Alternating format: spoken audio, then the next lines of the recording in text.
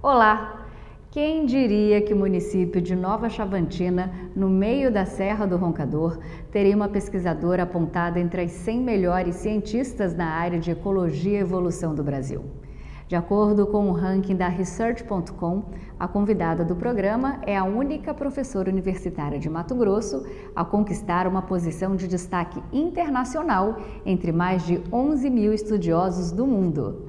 Eu converso com a doutora Beatriz Marimon. Olá, professora Beatriz, seja muito bem-vinda ao nosso programa. Eu confesso que eu estou super interessada nesse assunto tão importante que é a mudança climática e como ela afeta nossas vidas. É um prazer estar aqui, fico muito feliz em poder contribuir com vocês um pouco do meu conhecimento. Professora, você tem uma formação acadêmica bem pouco usual. É engenheira florestal com mestrado em botânica e doutorado em ecologia. Quando é que a menina Beatriz passou a se interessar por questões relativas ao meio ambiente? Você sempre quis ser ecologista? Como é que surgiu essa vocação? Bom, antes de trabalhar com ecologia, eu fui uma apaixonada por Mato Grosso, né? Porque desde a minha infância, meu pai sempre nos levava muito para acampar e ter contato com a natureza. E quando a gente mudou para o Mato Grosso, essa paixão ficou ainda mais aflorada, né? Eu tenho muito carinho por esse estado e sou até recebi o título de cidadã matogrossense. Aí, depois que eu me formei, eu comecei a minha graduação em Cuiabá, na UFMT, e desde lá eu já gostava, né? Já tinha paixão por pesquisa, mas simplesmente eu amava trabalhar em campo, né? Trabalhos de campo eu tinha uma paixão muito grande na engenharia florestal. E aí, depois de formada, eu e meu marido fomos morar no interior, a gente também gostava muito da vida do interior, mais contato com a natureza, né? E naquela ocasião a gente começou a trabalhar com o viveiro de mudas, né? Isso, fazem tantos anos já, e recém-formados, querendo construir uma família. E quando nós chegamos em Nova Chavantina, tinha uma carência enorme de professores na época, né? Simplesmente faltava professores de todas as áreas. E aí a gente viu nisso uma oportunidade e falei, vamos, não tínhamos filhos ainda, vamos durante a noite, vamos agregar essa experiência nas nossas vidas. E foi maravilhoso, porque eu me encontrei. Eu falei, meu Deus, eu adoro engenharia florestal, mas eu amo ser professora. Porque naquela ocasião eu dava aula desde o 5º ano do ensino fundamental até o 3º ano do ensino médio, o atual ensino médio, né? E aí, pouco tempo depois, a Unemat surgiu em Nova Chavantina. E eu, já como uma professora apaixonada, não pude deixar passar essa oportunidade. Eu me candidatei, na época, para ser professora interina. Fui professora da primeira turma do curso de Ciências Biológicas e depois, em 94, fiz o concurso, né, me efetivei na Unemat e todos os outros planos da engenharia florestal começaram a ficar para trás e eu fui focando na carreira de professora. E na época que eu fiz o concurso, nem exigiam doutorado ou mestrado, era apenas graduada em engenharia florestal, o que hoje isso é quase impossível, né? Todos os concursos exigem um mínimo de doutorado, mas isso foi uma oportunidade incrível, porque eu pude crescer junto com a Unemat. Aí eu fiz o mestrado, doutorado, né? Depois do mestrado, fiquei um tempo em sala de aula, fiz o doutorado, enfim. E eu me tornei doutora só com 40 anos, isso também é um ponto interessante. Eu já era uma doutora mais madura, já tinha passado por várias experiências. E quando eu voltei do doutorado, eu voltei com uma paixão quase incontrolável, né, para fazer pesquisa, para trabalhar, para colocar em prática. E tudo que eu tinha aprendido no doutorado, já pela experiência de sala de aula. E aí, naquela ocasião, a FAPEMAT, olha que coisa interessante, a Unemat sempre, o Estado de Mato Grosso ajudando a construção da minha formação. Ela financiou o primeiro projeto de pesquisa que eu desenvolvi. E aí foi o começo, né? Muitas pessoas, a senhora está contando um pouquinho, e muitas pessoas devem estar se perguntando, né, por que eu estou entrevistando uma pesquisadora, uma doutora, uma professora, mas eu acho que os nossos telespectadores, eles não sabem que a senhora é a única pesquisadora do estado de Mato Grosso que está no ranking internacional, né, do Research.com, entre mais de 11 mil pesquisadores do mundo, e a única do nosso estado que conseguiu galgar esse posto internacional foi a senhora. Então eu queria saber qual o trabalho, né, como é que foi para a senhora chegar lá e como é que a senhora recebe essa classificação? Bom, é lógico que eu fico extremamente lisonjeada e feliz com isso, né? Isso é natural, né? Mas eu faço questão de frisar que eu só consegui chegar lá por conta de estar num estado maravilhoso como o nosso, com tantos potenciais e potencialidades.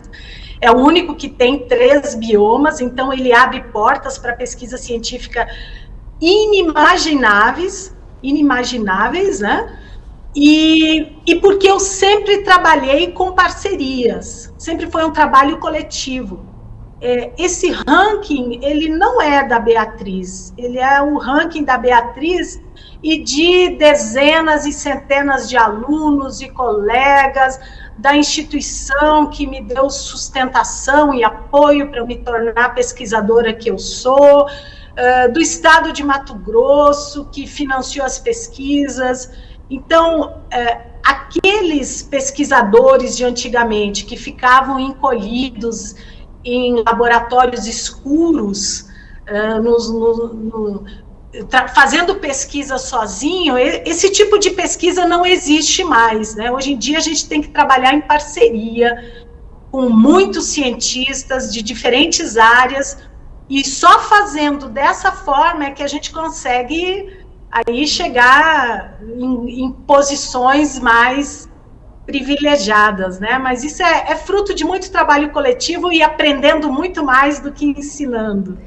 E aí eu gostaria que a senhora contasse um pouquinho desse seu trabalho, né, que causou tanto alvoroço em todo mundo. Então, a gente vem desenvolvendo na transição Amazônia-Cerrado, né, muitas pesquisas há muitos e muitos anos já. Isso começou logo que eu retornei do doutorado. E no começo foi muito difícil, a gente tinha muitas dificuldades estruturais e até financeiras. Mas justamente por estarmos no lugar certo e na hora certa, é que tudo começou a dar certo, né? E o nosso interesse sempre estava focado na vegetação, porque é a minha área de formação, né? Na vegetação da transição Amazônia-Cerrado. Eu sempre ficava muito intrigada essa vegetação, porque ela está no ponto de contato, né, entre os 2 maiores biomas brasileiros, a Amazônia e o Cerrado. E é o que eles chamam de zona de tensão ecológica, né? Então, existe até conflitos legislativos ou de uso e ocupação dessas áreas, que alguns agricultores falam, não, aqui tinha que ser Amazônia, não, aqui tinha que ser Cerrado. E a gente nunca conhecia bem como era essa vegetação, né? Algumas pessoas chamavam, professora, vem aqui olhar essa área, isso aqui é Cerrado. Aí eu chegava lá, realmente, ele tem tais e tais características de Cerrado, mas tem tais e tais características de Amazônia. Então, a gente estudou essa vegetação, e esses estudos são muito, muito complexos, porque para a gente entender como essa vegetação funciona, não é uma coisa de você vai lá, amostra, identifica as espécies e vai embora depois analisar os dados, né? Você precisa demarcar parcelas permanentes, botar plaquinha nas árvores e acompanhar essas árvores durante muitos anos. Tem áreas de floresta que a gente acompanha há mais de 30 anos, para entender como as árvores crescem, como as árvores morrem, como é a dinâmica dessa vegetação. E depois que a gente conseguiu acompanhar ela por muitos anos, a gente entendeu que essa vegetação da transição, ela tinha uma boa diversidade de espécies, mas um ponto diferente da vegetação do Cerrado e da Amazônia é que ela é o que a gente chamou de hiperdinâmica. Ela tinha altas taxas de mortalidade, mas ao mesmo tempo ela tinha também altas taxas de recrutamento. As árvores morrem muito, mas novas árvores também aparecem para substituir aquelas que morreram. Então, com essa compreensão, a gente entendeu que há uma região diferente, que está sendo subrepresentada em termos de unidades de conservação atualmente, é uma pena. A gente tem parques e reservas no Cerrado, parques e reservas na Amazônia, e praticamente nenhum nessa zona de transição. E o outro problema é que essa zona de transição é justamente a fronteira agrícola do estado, né? Também conhecida como Arco do Desmatamento. Então, é mais urgente ainda a gente ter que estudar essa região antes que ela desapareça, né? Porque os efeitos, né, do avanço agrícola no estado são bastante pronunciados, né? Professora Beatriz, antes de nós falarmos sobre o arco do desmatamento, eu queria falar sobre a mudança climática, né? A mudança climática é aquele tipo de assunto que todos gostam de falar, ou são contra, ou são a favor, sem ter uma clareza muito bem do que seja específica, suas causas, suas consequências. Então eu pergunto, o que é a mudança climática? Quais são suas principais causas, suas consequências, principalmente para as pessoas do planeta Terra? Bom, o próprio nome já diz, né? Assim, de forma bem resumidinha, são algumas transformações, transformações que ocorrem nas características do clima e da temperatura do planeta, né? Mas isso normalmente ocorre num processo longo de tempo. Existem mudanças que são causadas são causas naturais, que causam essas mudanças climáticas já bem conhecidas, mudança na inclinação da Terra, né, na órbita da Terra, tudo isso afeta a quantidade de energia solar que chega na Terra e deixa a Terra ou mais quente ou mais fria, né? E existem as causas provocadas pelo homem, que já são bem conhecidas, né, e bem difundidas na mídia, né. Infelizmente, essas causas provocadas pelo homem, elas são bem mais recentes, em torno de 200 anos isso começou a acontecer, e foi intensificado depois da Revolução Industrial, né, principalmente com a queima dos combustíveis fósseis, maior industrialização, desmatamentos, queimadas, tudo isso provoca a liberação de gases do efeito estufa para a atmosfera, né?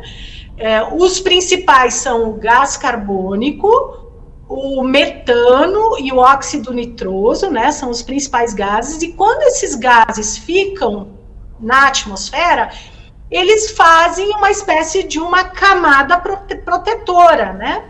E o que essa camada... Ela naturalmente tem esses gases todos, mas o que as nossas ações estão provocando uma maior liberação desses gases.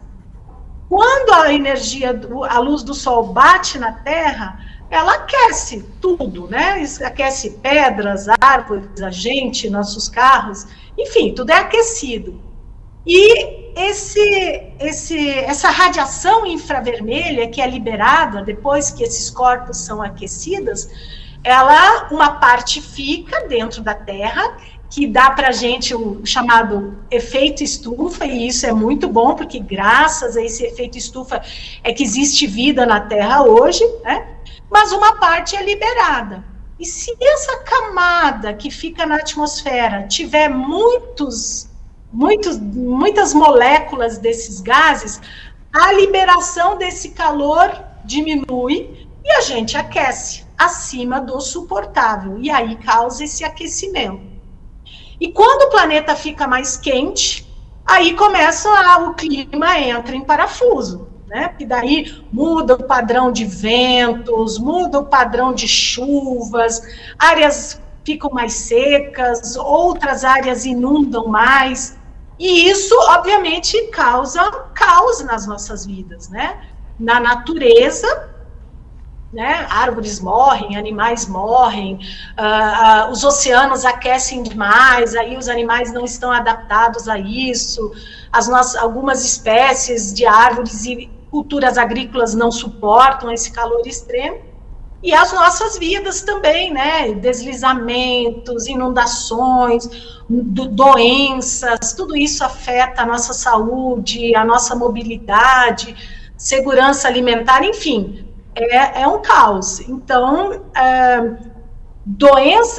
mudanças climáticas naturais acontecem, mas em longa escala de tempo, milhares de anos, e essas mudanças climáticas causadas ou potencializadas pelo homem, né, pelo homem e pelas mulheres também, né, estão acontecendo numa escala de tempo de menos de 200 anos. E a gente não está conseguindo resolver os problemas que esses gases liberados em excesso estão provocando esse aquecimento na Terra. Aí os problemas começam. É interessante a senhora falar isso. Eu me lembro que a primeira vez que eu ouvi a palavra mudança climática foi com um candidato americano, né, dos Estados Unidos, o Al Gore, acho que na década de 90.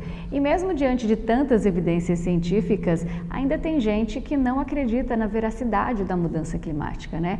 Algumas figuras conhecidas aqui, né, não só do Brasil, mas do mundo inteiro, eles negam esse fenômeno, insistindo no velho discurso de que é preciso ver para acreditar. E aí a senhora fala que, na verdade, que são vários gases, e gases a gente não vê, né? Mas a gente sofre as consequências dos efeitos da mudança climática, seja na Europa, nos Estados Unidos, aqui no Brasil. Hoje, inclusive, acho que recentemente o álcool acabou de ter um aumento devido à safra da cana-de-açúcar, né? Influenciada pelo clima. Então, mesmo assim, milhares de pessoas insistem em negar os efeitos devastadores da mudança climática. Aí eu pergunto, doutora Beatriz, na sua opinião, o que é que deve ser feito para que esses céticos entendam que as atividades humanas interferem diretamente no aquecimento global? Eu acho que primeiro olhar quem são essas pessoas que estão falando isso, né? Eu acho que 99% da comunidade científica e todos os cientistas confiáveis, bons, assim, que são um exemplo em termos de produção científica e acadêmica do planeta, estão convencidos e já têm a certeza, com dados coletados de forma muito, muito rigorosa. A gente não vê os gases, por exemplo, mas a gente pode coletar. Eu tenho colegas fazendo sobrevoos de avião em várias partes da Amazônia e vão coletando amostras de gases em cima de florestas e cidades, e esses gases vão para o laboratório, são analisados. Então, os cientistas já estão convencidos disso, né? E se a pessoa parar para pensar um pouquinho, falando, então vamos ver, quem é contra, e normalmente esses que são contra, eles gostam muito de ir para a mídia, e vem com teorias mirabolantes, que são facilmente derrubáveis, né? E, às vezes, quando a pessoa não tem conhecimento, ela se deixa convencer. Às vezes, ele tem um sorriso, ele tem uma fala mais conquistadora, e aí a pessoa acaba indo para a opinião, né, incorreta em relação às mudanças climáticas. Mas eu acho que é basicamente isso, né? Confie nos cientistas brasileiros e do mundo, porque o que eles estão falando é sério. Claro, tem situações que a gente não pode afirmar com certeza quando isso vai acontecer, porque há uma série de variáveis envolvidas, né? E às vezes numa região vai ser de um jeito, em outra região será de maneira diferente. A senhora falou agora há pouco sobre o agronegócio, né, ali o cinturão. Como todos sabem, o agro é a espinha dorsal da economia brasileira, mas infelizmente uma ação de uma minoria de pessoas irresponsáveis, principalmente num passado recente, o agronegócio também é um dos principais vilões climáticos do mundo. E aí, eu queria saber por que o agro é visto pelo setor, por parte da comunidade internacional, como esse vilão climático, né? Quais são os danos mais causados por essa parcela irresponsável de produtores ao meio ambiente brasileiro? Infelizmente, é uma situação que às vezes acontece, né, na vida das pessoas, são os bons pagando pelos maus, né? A gente sabe que grileiros e agropecuaristas irresponsáveis, eles não seguem as leis, né? Então, obviamente, quem não segue lei vai queimar, vai invadir terras públicas, vai desmatar, e esses fatos, quando eles acontecem, eles chamam muita atenção da mídia, né? E é difícil, às vezes, para o público comum, em geral, separar quem está fazendo isso, entender que essa pessoa não representa a parcela dos produtores sérios. Agora, o que a gente precisa fazer é chamar e mostrar quem são esses, né? Quem são os malfeitores, né? Primeiro mostrá-los e depois punir esses malfeitores de forma exemplar. Isso é importante.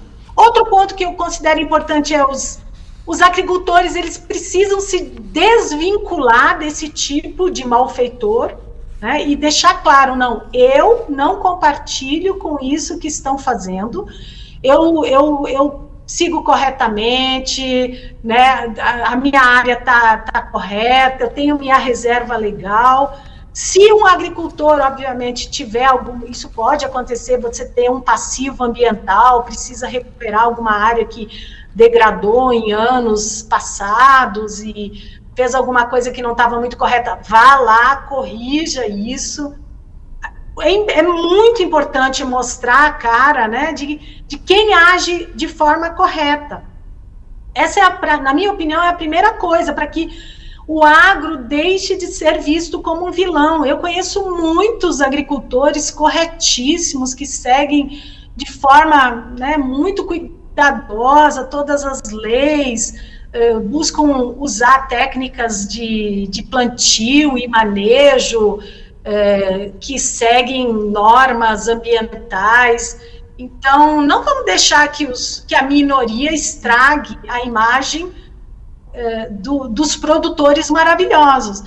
Agora, só um recadinho para aqueles produtores que fazem a coisa certa também é o seguinte: eu já tive várias oportunidades de passar do lado de uma fazenda, por exemplo, e ver um pasto totalmente degradado, cheio de cupins, o solo exposto, todo o pasto praticamente todo comido, pisoteado, e o gado perambulando ali magérrimo, né? E mesmo que aquele agricultor esteja seguindo corretamente as normas e as leis né, ambientais e tudo mais, precisa também cuidar do seu solo, né? O solo é um bem importantíssimo. Você não pode maltratar o solo, não pode maltratar seus animais, e para isso tem que fazer o manejo correto, né? Se você não cuida do seu pasto, o seu pasto vai sofrer. E aí todo o ambiente sofre, o seu gado sofre. Com a lavoura é o mesmo caso, a gente não pode desprezar o solo da lavoura e sem cuidar ou evitar assoreamento, erosão, né? A erosão leva embora uma parte rica da sua lavoura. Então, uma coisa são os malfeitores, né, ilegais e criminosos que desmatam e queimam, mas às vezes falta mais cuidado e atenção por parte de alguns agricultores ou pecuaristas que seguem modelos um pouco mais antiquados. E eu sei que a gente tem hoje formas de manejo atualizadas e maravilhosas que evitam que isso aconteça, e aí, fazendo isso, o agro vai deixar de ser um vilão, vai se tornar o campeão aí de elogios. E Mato Grosso tem tudo para isso, né? Doutora Beatriz, além das queimadas, quais são as outras causas de desmatamento aqui na região do estado de Mato Grosso? Olha, o desmatamento, né? O desmatamento, basicamente, a causa do desmatamento é a grilagem de terras, né? Pessoas que querem invadir terras públicas, porque você pode desmatar até uma certa quantidade da sua área, né? Dependendo do bioma onde você está, e se você está dentro dessa regra, você está fazendo o seu desmatamento de forma legal. Mas se você é um criminoso e está fazendo a coisa de maneira ilegal, né, aí é invasão, grilagem, né, invasão de terras públicas, invasão de terras particulares, né, então é ganhar dinheiro em cima disso, ter lucros, e muitas vezes a gente esquece que uma pessoa que ocasiona um desmatamento ilegal, ela vai ter um lucro com isso, né? Ou ela vai ampliar uma área de plantio dela, ou ela vai vender essa terra, então ela vai lucrar. E ela, fazendo isso, ela está compartilhando o prejuízo, né? O lucro é dela, mas o prejuízo é compartilhado por aqueles que vão sendo prejudicados, porque tirou a floresta daquela área, isso acabou afetando o clima da região, né? As chuvas, e ele se beneficiou do lucro disso tudo, né? Então, isso realmente precisa acabar. O desmatamento tinha que ser uma meta prioritária para o Estado, eliminar totalmente qualquer tipo de desmatamento ilegal, porque mais de 70% de quem causa desmatamento ilegal no Brasil hoje são criminosos, né? E criminosos a gente tem que punir ali com o rigor da lei, não pode aceitar isso, tá inclusive manchando, né, a imagem do bom agricultor e do nosso estado maravilhoso. Pegando ainda, pegando o gancho no que a senhora acabou de falar, muitas vezes as pessoas não têm consciência do mal que fazem ao iniciar uma queimada, principalmente no período de estiagem, né? Eu acho que especialmente em Mato Grosso, onde a gente tem muitos pastos, muitas áreas verdes, mas a falta de consciência de alguns, como a senhora mesmo disse, pode colocar a vida de muitos em risco. Todos os anos nós assistimos estarrecidos os nossos biomas, né, o Pantanal, a Amazônia, serem consumidos por chamas. Então eu queria que a senhora explicasse para quem está nos assistindo por que as queimadas elas são crimes ambientais. A senhora já acabou de dizer que nós somos afetados diretamente, a nossa saúde, o clima, e o que se pode fazer para que esse tipo de tragédia possa ser evitada? As queimadas urbanas, eu acho que um bom começo seria as pessoas entenderem que folha não é lixo, né? Folha seca não é lixo. Então, isso é uma cultura que faz parte dos nossos antepassados que a gente deveria abandonar. Então, não tem necessidade de queimar um tanto de folha seca que você tem no fundo do seu quintal. Junta essas folhas, bota num buraco, vai estimulando uma compostagem, porque se você varrer demais aquelas folhas embaixo dessa árvore vai sofrer muito, porque ela não vai mais ter acesso àquela reciclagem de nutrientes. E ela, às vezes, até uma mangueira que estava produzindo muito pode parar de produzir, porque simplesmente você tirou todos os eventuais nutrientes que ela poderia receber ano após ano.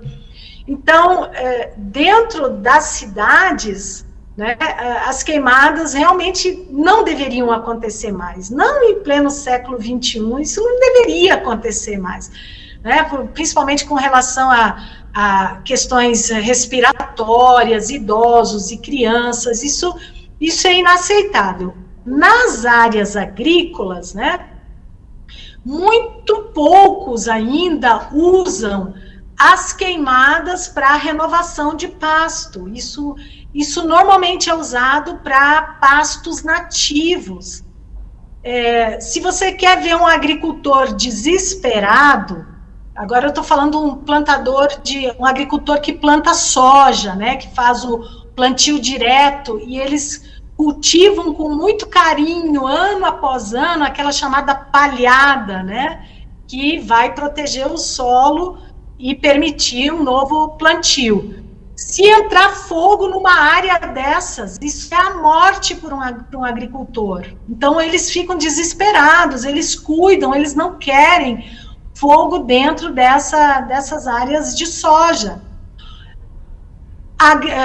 O pecuarista que cuida do seu pasto, que faz a rotação correta, que planta as espécies adequadas, ele também não quer fogo dentro do seu pasto, porque isso representa um atraso, né? Ele vai perder a biomassa que estava ali, e o solo vai se degradando. Então, muitas vezes, quem provoca essas queimadas são pessoas ainda com a mentalidade bem atrasada, né?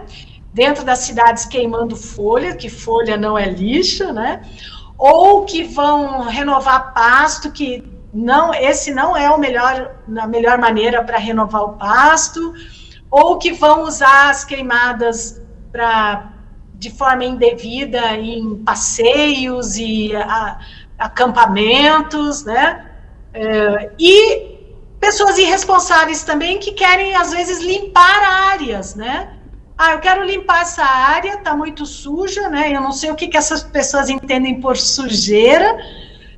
Árvores, para mim, não são sujeira, né? Capim, para mim, também não é sujeira.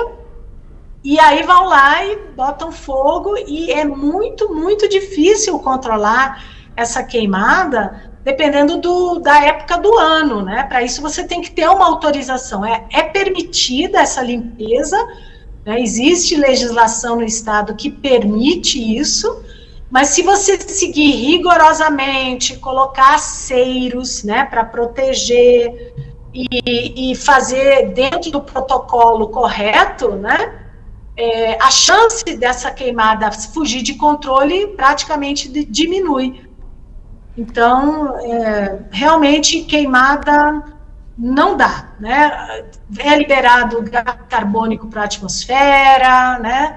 É um jeito rápido e barato de limpar uma área, mas tem um custo que eu e você e todos que nos estão assistindo vão pagar.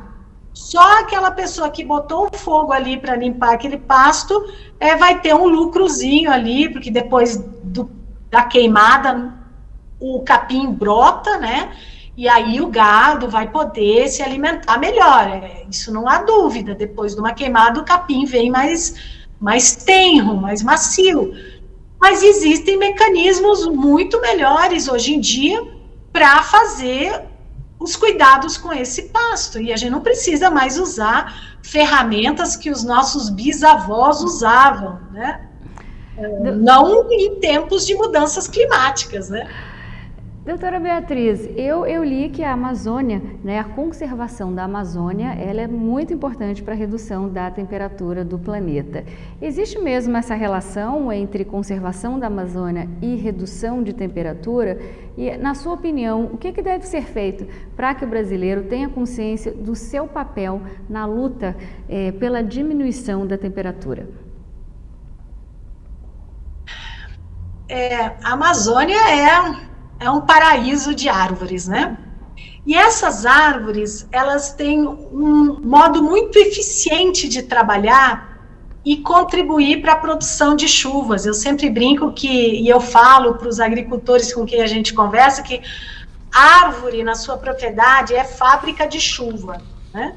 Uma grande árvore, ela tem a capacidade são chamadas de bombas bióticas, né? De retirar do solo até 1.000 litros de água por dia e jogar isso na atmosfera, né? As folhas têm poros que abrem e essa água evapora. E à medida que isso vai acontecendo, por uma, por duas ou por bilhões de árvores, essa umidade que vai concentrando na atmosfera, obviamente, vai ajudando a baixar a temperatura, né? E as chuvas vão se formando. Isso é o grande trunfo, né?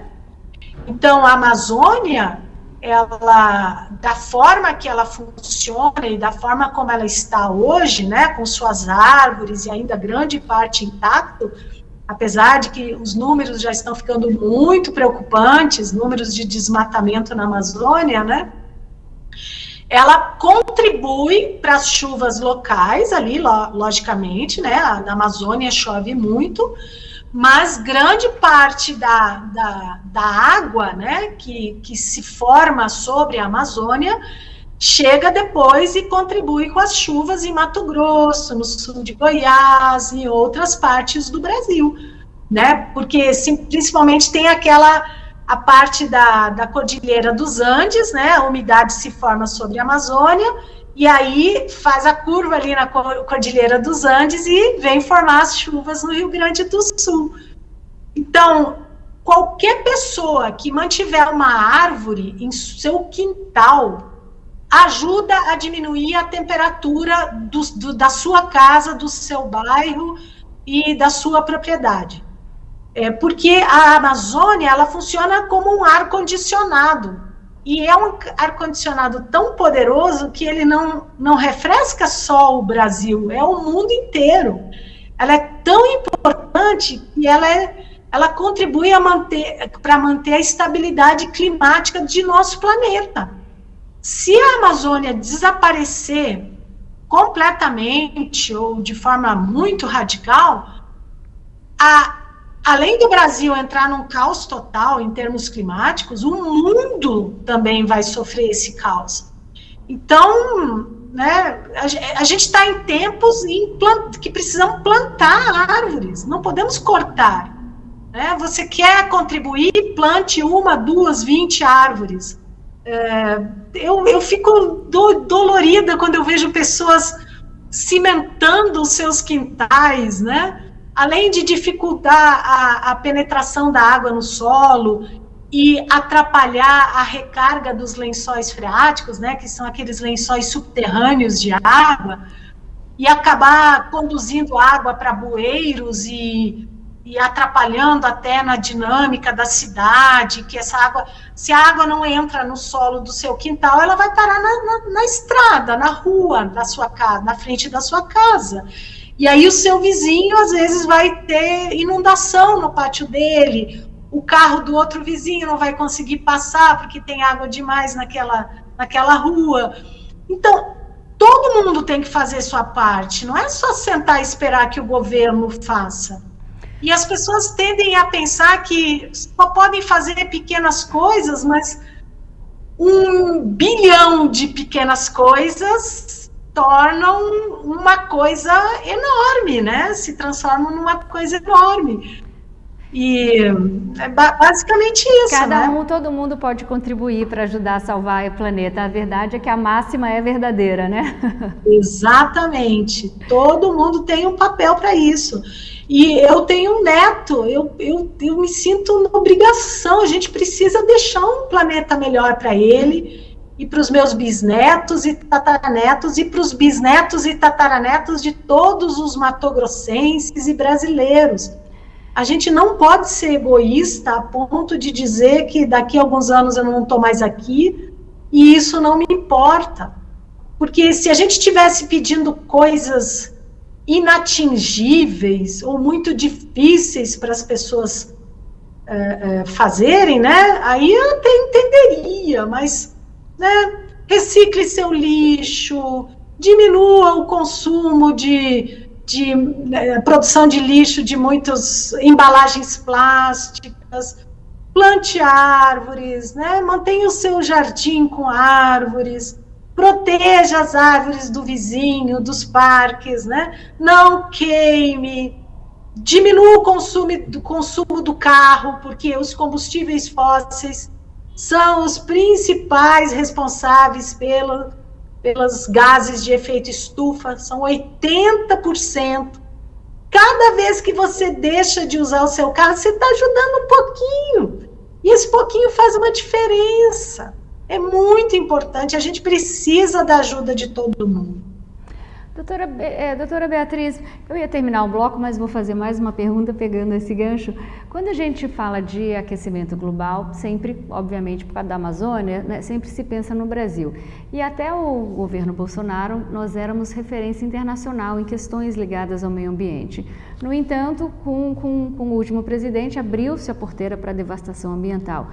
Se o Brasil continuar desmatando como vem fazendo, em quanto tempo esses efeitos de mudança climática vão se tornar irreversíveis para a população e principalmente para o homem do campo? A gente passou por 4 anos bem tristes em termos ambientais, né, em termos de pesquisa científica, foi uma cadeia de decisões infelizes. E eu espero, isso já está se mostrando que vai ser diferente, né? O novo governo já está se mostrando mais positivo e atuante para isso. Agora, a gente precisa fazer a nossa parte, né? O principal vilão do Brasil é o desmatamento e as queimadas, né? Então, isso é um problema nosso, que nós precisamos fazer, que chama mitigar, né? Como que você pode diminuir o problema? Eu preciso consertar esse problema, né? E essa é a primeira coisa, a gente tem que resolver o problema do desmatamento e das queimadas, e todo mundo tem que fazer sua parte. E se a gente não fizer isso e continuar o desmatamento, a Amazônia começar a se degradar mais e mais, porque o problema não é só o desmatamento, a gente tem estudos mostrando já que 40% das florestas na Amazônia já estão degradadas. E uma floresta degradada, ela já não consegue mais voltar ao seu estado natural, né, que é o que a gente chama nos termos científicos de resiliência, né, a sua capacidade. Você sofre um golpe e você consegue retornar ao estado original, né? Então, mesmo florestas lá do meião da Amazônia já estão degradadas, né, em um certo grau, e essas florestas degradadas já não conseguem mais retornar ou se recuperar de momentos difíceis como antes. E o que é um momento difícil? Momentos de grande seca, por exemplo, porque eles estão se tornando muito frequentes. Olha que maluco isso. Antigamente, a gente tinha eventos de El Niño, mais ou menos a cada 10, 15, às vezes 20 anos. Aí todo mundo fala, foi uma seca tremenda, foi muito forte. Mas agora, esses eventos de El Niño e eventos de seca extrema estão acontecendo a cada 5 anos. E não há floresta que consiga resistir a uma condição assim. Então, até mesmo a floresta, nós temos florestas que a gente monitora há mais de 30 anos, e algumas dessas estão em áreas bem isoladas, distantes de queimada, distantes de qualquer tipo de interferência humana. Aí você poderia dizer, essa floresta está protegida, está ótima, nunca queimou, está linda e maravilhosa. Mas quando a gente chega nessa floresta e começa a medir os mortos, que isso a gente faz, a cada 3 anos a gente volta nessas florestas e avalia como está a saúde delas, a gente se surpreende e começa a verificar níveis de mortalidade muito acima do esperado. Então, o problema já está, né, bastante espalhado. E se isso não for detido, a gente pode entrar numa condição que a gente chama de tipping point, que é o termo em inglês, ou também pode ser uma condição de inflexão, né? Ou o que eu mais gosto, é mais fácil de entender, de não retorno. Então, a floresta sofreu um impacto e ela consegue retornar. Ela sofre outro impacto, ela consegue retornar. Mas, depois de muita seca, entrada de fogo e muitos impactos, ela chega a um ponto que ela não retorna mais. E aí é o fim. Agora, a gente tinha projeções antigas de modelos matemáticos mostrando isso e fazendo essas projeções para o futuro, né, desse ponto de não retorno. A gente ainda não sabe exatamente quando ele vai acontecer e a gente não sabe quantos % de floresta precisam ser desmatados para a gente chegar nesse ponto de não retorno.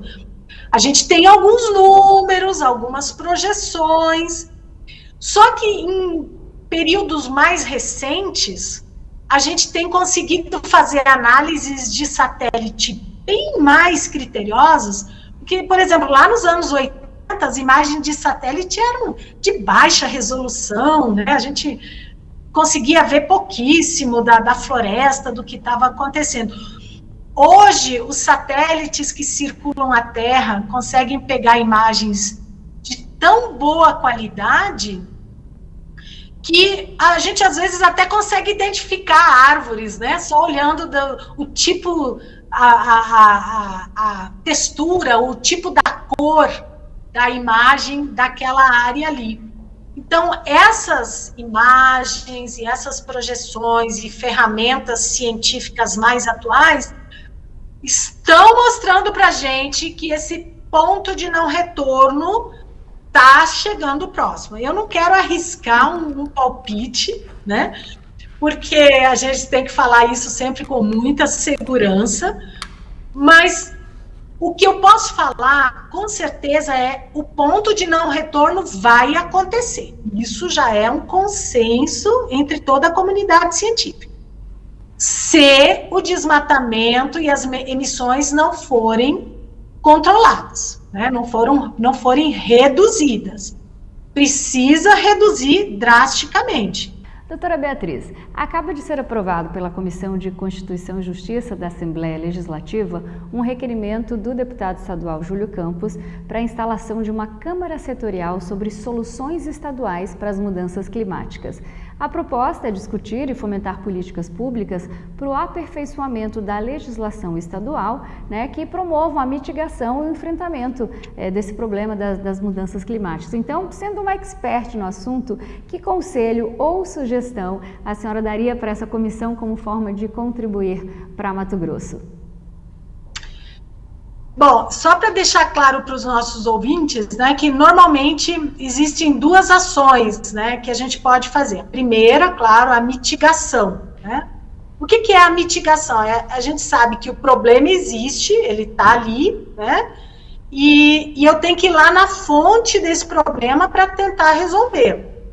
Então, no caso de Mato Grosso, o problema principal é o desmatamento ilegal e as queimadas. Então, a gente precisa ter ações governamentais que busquem atacar o problema na sua raiz, né? Então, desmatamento ilegal, tem que buscar assim uma meta, desmatamento ilegal 0 nos próximos X anos. Isso precisa acontecer em Mato Grosso. Um estado tão rico, com pessoas maravilhosas, profissionais incríveis, políticos preocupados e envolvidos, né, com o futuro do estado.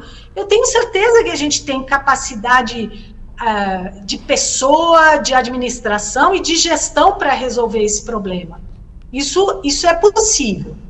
Agora, uma vez o problema da mitigação resolvido, né, ou pelo menos em andamento, cortando o desmatamento ilegal e as queimadas, e fazendo campanhas educativas e ações também para perseguir esses criminosos que causam isso, aí vem ações de adaptação, né? O que é a adaptação? A adaptação eu sei, né, eu sei que esse problema existe, eu sei que ele vai acontecer, já está inevitável, né, e eu preciso me preparar para ele.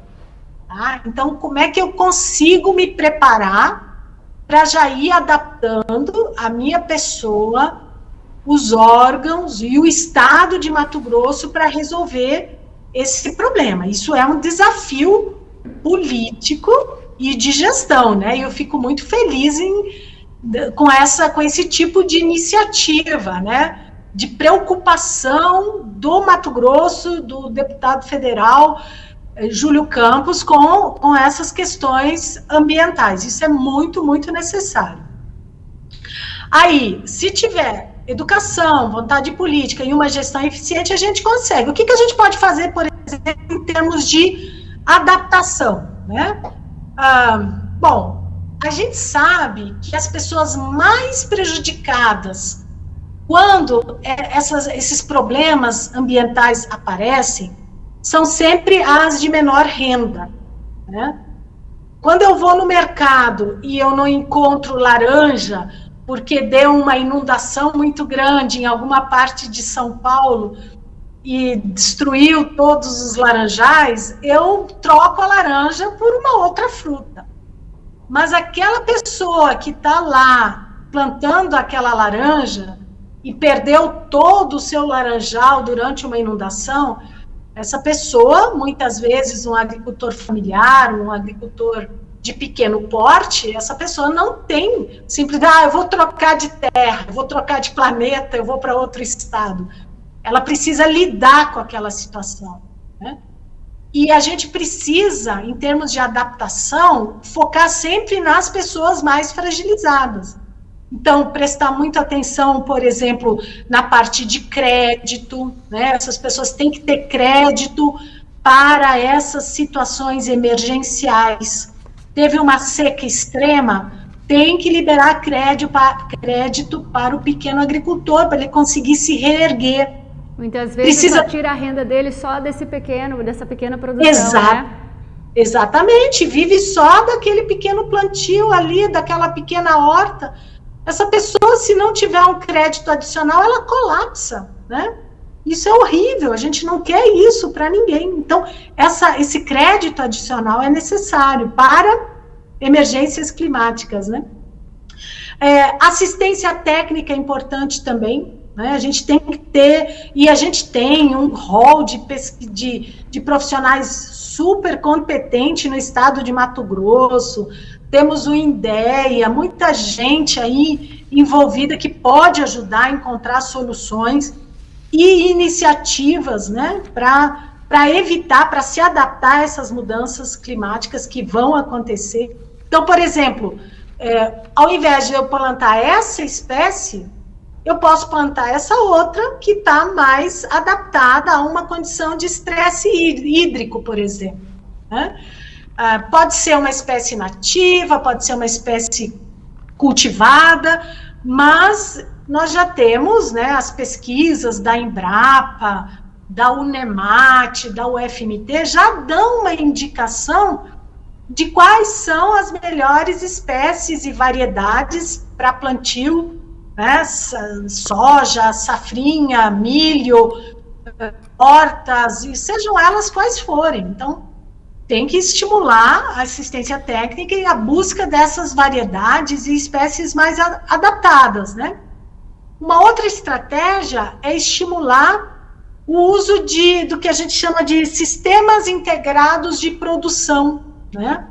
Então, por exemplo, aqueles modelos antigos de plantio convencional, isso já não cabe mais num planeta em ebulição como o nosso, né? A gente tem que buscar os plantios, por exemplo, plantio direto, protege o solo, isso é uma boa estratégia. O uso de agricultura de precisão é uma estratégia tecnológica muito boa, mas ela tem um custo. Um pequeno agricultor não consegue adotar, mas um grande agricultor, ele vai colocar adubo só onde é necessário, vai selecionar as melhores variedades, ou, né, quais são e como e onde plantar. Então, um grande agricultor, ele consegue lidar bem com essas situações de estresse hídrico e falta de chuva, por exemplo. Mas o pequeno agricultor não, aí entra a assistência técnica super necessária. Mas se o pequeno agricultor utilizar esses sistemas integrados de produção, então, por exemplo, integrar agricultura, pecuária e floresta, né? Integração lavoura-pecuária, né? Integração lavoura-pecuária, floresta, né? Os sistemas agroflorestais para pequenos proprietários, pequenos agricultores, são fantásticos, funcionam super bem também. Então, isso tem que ser priorizado, destacado, orientado para esses grupos mais fragilizados.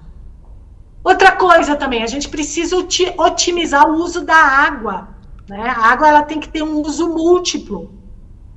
Então, controlar muito aquelas pessoas que vão lá, tiram a água do córrego, né? Isso eu chamo de as tragédias dos comuns, né?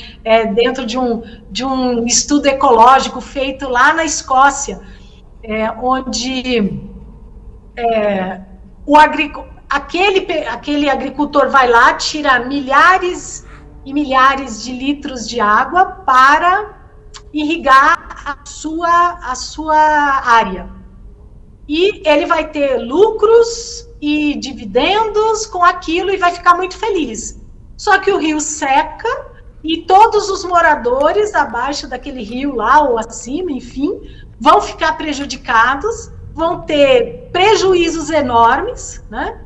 E aí o prejuízo vai ser dividido com todos, mas o lucro é dele apenas, né?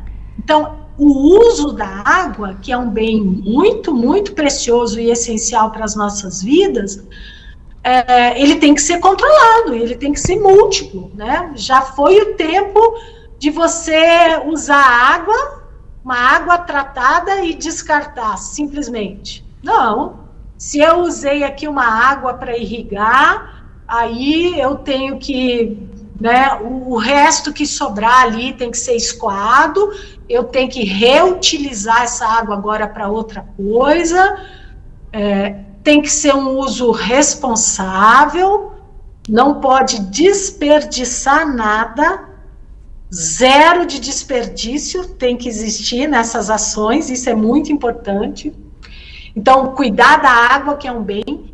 Outro bem é o solo, a conservação do solo. Eu fico indignada quando eu vejo alguns produtores usando o solo de forma irresponsável. Ainda bem que são a minoria, né? Mas esse é um bem nosso, é da sociedade, que não vai acabar, do presente, do passado, do presente e do futuro. Você não pode degradar um solo, né? Isso tinha que ser punido com multa e com prisão até, né? A gente cuida muito dos nossos animais domésticos, e eu acho isso muito importante. Até a pessoa pode ser presa por maltratar um animal doméstico, mas por ser de Mato Grosso, eu acho que alguns deveriam ser presos por matar o solo também, porque o solo é um bem muito importante, né? Doutor, talvez não, pragas e doenças, né? Também tem que ser para cuidar muito da forma de você fazer o controle de pragas e doenças, que isso é uma forma também de você se adaptar às mudanças climáticas que estão chegando aí. E pegando, já que a senhora tocou no assunto da água, da tragédia dos comuns, o deputado Wilson Santos, ele também vai fazer agora, no mês de junho, um seminário sobre o futuro da bacia do Rio Cuiabá. Vão ser diversos especialistas, inclusive a ministra do Meio Ambiente, a Marina Silva, já confirmou presença. E aí é o que a senhora falou, muitas vezes a gente pensa em Amazônia, Pantanal, e se esquece ali do riozinho, né, que é o nosso vizinho, que a gente tá ali do nosso lado. Então, quais são as mudanças necessárias no país como um todo, uma vez que é um evento de cunho nacional, para que não se pratique mais a devastação ambiental? Eu acho que nós temos boas leis, né? Essas leis precisam ser cumpridas e a gente precisa ter um controle muito rigoroso do bem comum. Quando se trata de rios, uso indiscriminado de pequenas centrais hidrelétricas, né, que o lucro é do dono daquela central hidrelétrica, mas o prejuízo é compartilhado. Eu sei que a gente precisa de energia elétrica, isso é necessário, né, mas eu sei também que existem outros mecanismos mais eficientes, às vezes, e menos degradantes, né, para o meio ambiente, que devem ser ponderados e levados em consideração. Então, cumprir a lei, ter uma gestão eficiente, uma fiscalização eficiente. Eu sei que nós temos, por exemplo, na SEMA, né, de Mato Grosso, faz um trabalho fantástico de controle, de desmatamento, e em todo o estado de Mato Grosso eles têm uma ação muito boa. Eu conheço alguns da SEMA, são fantásticos, mas o contingente de pessoal ali é muito pequeno. O Mato Grosso, cabem 3 reinos unidos em Mato Grosso. É um horror de terra, né? E toda vez que a gente vai lá para a Inglaterra, eles ficam impressionados com isso, né? E 3 reinos unidos e meio, inclusive. E a gente precisa ter uma estrutura de gestão eficiente para lidar com tanto espaço. E se um desses pontos ficar falho, aí não tem como proteger o meio ambiente, né? Então, são pequenas ações em várias frentes que vão resultar vão ter um resultado fantástico para Mato Grosso. E não é difícil, a gente já sabe o que fazer, né? Mas tem que ter vontade. Por parte de todo mundo. E para a gente encerrar, eu queria que a senhora explicasse, né, falasse um pouco mais para nós qual é o papel da pesquisa científica, né, na compreensão e na mitigação das mudanças climáticas, e como é que a universidade pode contribuir para a conscientização e ação em relação às mudanças climáticas aqui em Mato Grosso e também em todo o Brasil. Uma boa notícia é que Mato Grosso tem universidades públicas e privadas maravilhosas, né? E nessas universidades tem profissionais extremamente competentes. Eu não sei se isso é uma característica do nosso estado, por ser um estado relativamente novo, né? Porque a gente nasceu oficialmente em 1977, né? Com a divisão lá com o Mato Grosso do Sul, mas a imensa maioria desses profissionais e pesquisadores e professores universitários são extremamente empolgados com o nosso estado para fazer pesquisa. E muitos fazem pesquisa de qualidade. Isso é a prova de que, sim, santo de casa faz milagre. Às vezes a gente só precisa chamar o santo de casa. Então, assim, tem profissionais competentes fazendo pesquisa de ponta, em todas as áreas que você imaginar, né? E inclusive nas áreas onde nós somos mais fortes, que agricultura e meio ambiente. Muito a contribuir. Temos que sentar numa mesa, trabalharmos juntos, né? Governo e universidades. Nesse ponto, assim, a pesquisa científica, obviamente, fazendo estudos criteriosos, cuidadosos, que sejam validados, né, pela comunidade científica, que possam ser replicados e os resultados depois possam ser aplicados. Com certeza, né, se a pesquisa funcionar nessa linha, vai melhorar a vida de todo mundo nesse planeta, né? E a boa notícia é que a gente tem muita gente boa no estado e no Brasil fazendo pesquisa de qualidade. A gente já tem as respostas para muitas perguntas. Hoje, se alguém me perguntar assim, professora, dá uma lista aí de espécies que são resistentes a mudanças climáticas, à seca. Eu já posso dar uma lista de espécies nativas, né, que a pessoa poderia plantar, porque o meu foco de estudo maior é com espécies nativas, né? Mas tem outros professores que trabalham com espécies cultivadas, mas eu posso dar essa lista facilmente. ou espécies mais sensíveis, que não toleram momentos de seca, ou estão sofrendo por algum evento de seca, como a castanheira, por exemplo. Hoje a gente já sabe que a castanheira não resiste secas extremas, a gente pode ficar até sem castanheira no estado, né? Então, o estado tem, sim, pessoal muito bom, todos que eu conheço não estão abertos, né? Estariam abertos para sentar e achar soluções. E essas soluções existem, podem não ser perfeitas, mas a gente já tem muitas respostas. E a pesquisa científica está aí, né, para isso, para ajudar a melhorar a vida de todos, né? A habilidade, a agilidade, a eficiência da pesquisa científica se mostrou muito recentemente com a criação de uma vacina em tempo recorde para dar uma travada na pandemia da Covid. Sim, ainda não é perfeita, porque novas vacinas e reforços tiveram que ser feitos, mas pelo tempo que tínhamos, e pela urgência que isso representava, é um sucesso total. E é assim em todas as áreas e todas as frentes. Só não pode faltar recurso, né? Porque empolgação não falta. Tá certo, doutora Beatriz, foi ótimo o nosso bate-papo. Muito obrigada por nos alertar sobre os riscos que todos nós corremos e também por dar soluções simples e fáceis, né, que nós mesmos, os cidadãos, podemos executar para ajudar o planeta. E principalmente eu quero parabenizá-la por sua trajetória e por sua história.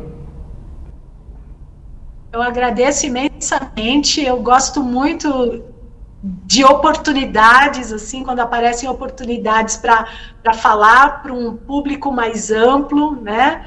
E também um público especializado, que eu sei que acompanha o seu canal, né? Que tem um grupo de pessoas bastante interessantes, sempre dando entrevistas, e desejo sucesso na sua trajetória e eu espero que as pessoas realmente fiquem sensibilizadas e busquem ajudar o nosso planeta para que a gente tenha um futuro melhor e as próximas gerações também, né?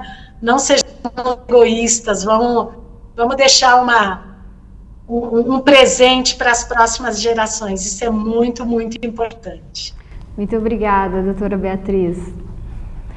E o programa Laura Campos Entrevista fica por aqui. Obrigada pela companhia. Continue ligado na programação aqui da TBO, a TV que você se vê.